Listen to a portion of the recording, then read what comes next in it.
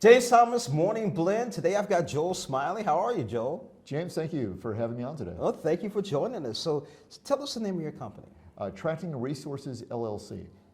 Attracting? Resources, LLC. I like the name. Attracting Resources. So what do you guys do? Actually, we negotiate, we help private companies negotiate federal, state, and local tax credits for companies that are looking to add at least 10 jobs or at least $1 million in new investment. Wow. And give me some names of some companies that you've helped out. Because of confidentiality, we can't, but I can describe some of the companies. Okay. Retail, manufacturing, assisted living projects, and a whole host of others. Wow. Now, where are these? This is in St. Louis, correct? Actually, I've got projects right now in about 7 states. Wow. So you're at least across the United States. I am. Wow. So how did you come up with this? What's your background? Sure. Well, I started my career in city management, economic development, and when I moved to St. Louis in January 2000, I was assistant to the city manager for Hazelwood, ran the economic development agency for the city of Chesterfield, also ran economic development for Logan County, Illinois, and then I coordinated government incentives for Super Value, which was at the time the parent company of Save-A-Lot. So I've done grocery store developments and retail developments in about 19 states. You the man, more or less. So tell us about some of the programs. Sure.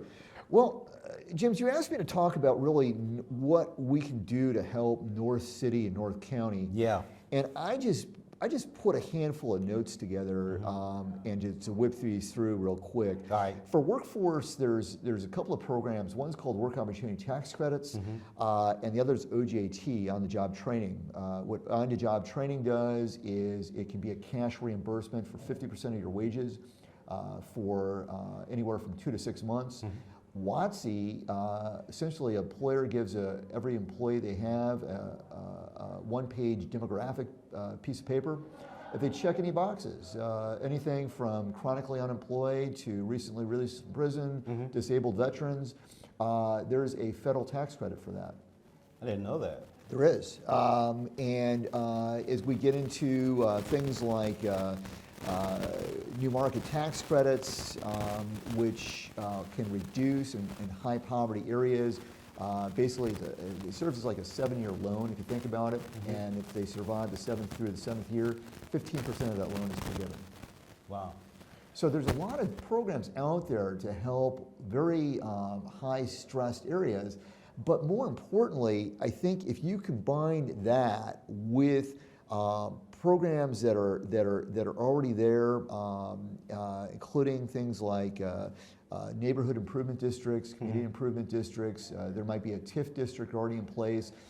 These are programs that help infrastructure. They're there to really help generate the bottom realm of what it takes to get buildings up to code, to break new ground, and to get businesses and opportunities there.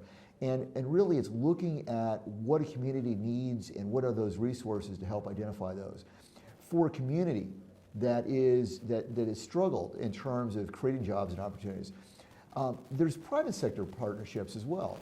For example, you can go to your local banks, get several local banks together, and create like a reduced like a loan pool. And by loan, through a loan pool, banks take lower risks because then they can lend for projects that they may not normally associate with. Then there's other organizations like IFF.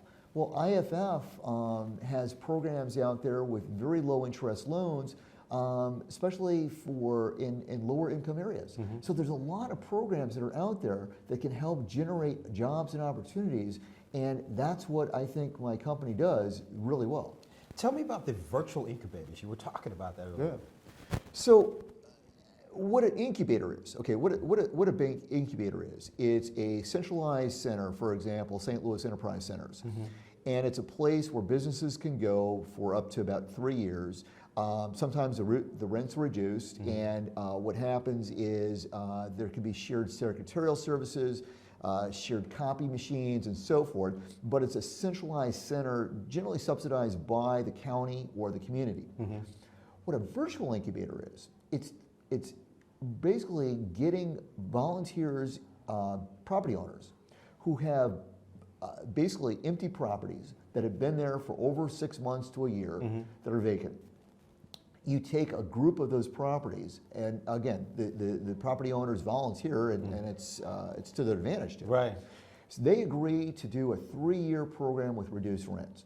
So the first year, that reduced rent might be around 50%, the second year might be 30%, the third year might be 10%.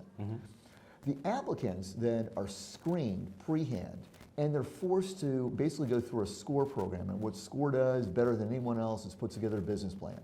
So the entrepreneur puts together a business plan and a budget. They meet with a committee, and then they go through a mentorship program from the beginning to end.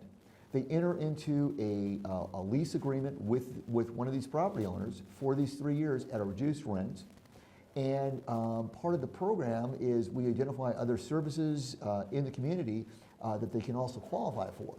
So what they're doing is that they're getting into entry level, into basically an entry business into a marketplace with reduced expenses, and that's going to help them succeed in those first 3 years. And we know from statistics, if a business survives the first 3 to 5 years, they got a better shot than 70% of surviving. The flip side of that is somewhere around the area, around 70% of small businesses fail in the first 3 to 5 years. Why is that? Because they have too much expenditures up front. So by reducing those expenditures, and these are programs that you can easily organize in communities, especially in more troubled areas. So for a viewer's sake, what's the website they should go to, and how do they get in touch with you? Sure, my website is attractingresources.com, and my telephone number is 314-827-9623. Wow. That's a lot of information that you've given out. We need to have you come back and talk some more about that. James, I will do anytime. I would love to have you come back, because I keep thinking about North Grand in that area, and then there's Natural Bridge and Goodfellow.